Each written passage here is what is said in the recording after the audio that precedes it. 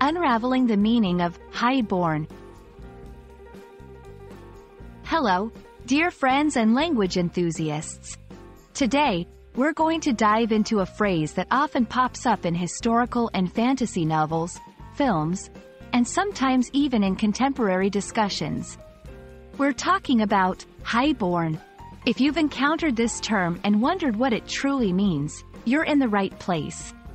Let's unravel the layers of this phrase together. High-born is a term that originates from the historical class systems that were prevalent in many societies. It refers to individuals who were born into noble families or the upper echelons of society. The high part of the term is metaphorical and represents a position of elevated social status or rank. But it's not just about being born into wealth.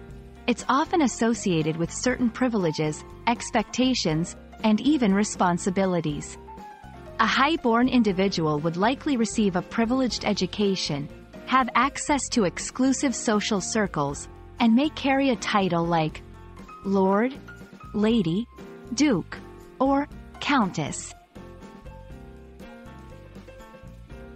To understand high-born fully, it's essential to look at the historical context. In medieval and early modern Europe, society was stratified into a feudal system where one's birth determined their social standing and their future.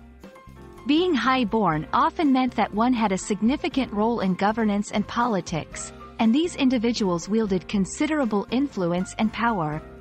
It's also important to note that the concept of being high-born transcends European history. Many cultures around the world had similar class structures where a noble lineage defined one's status from birth.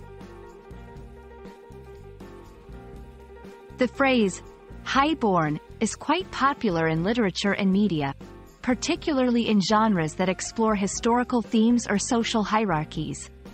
Characters described as high-born in books or movies may be portrayed with a sense of aristocracy and often bear the weight of their family's legacy. In stories, high-born characters might grapple with the conflicts between personal desires and their duties as members of the nobility.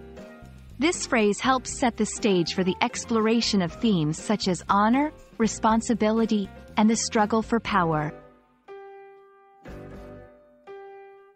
While we no longer live in a feudal society, the term high-born still finds its way into modern language, often carrying a sense of nostalgia or used metaphorically to describe someone with a dignified bearing or graceful demeanor.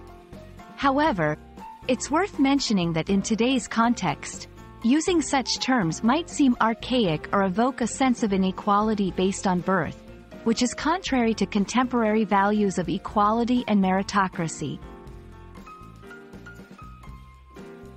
And there you have it, a journey through the meaning and context of being high-born. We hope this exploration has shed light on this fascinating phrase and enriched your understanding of English language nuances. Whether you come across high-born in a book, a movie, or as a part of a historical discussion, you'll now grasp its rich connotations. Thank you for joining us, and may your language learning journey be ever enlightening and enjoyable.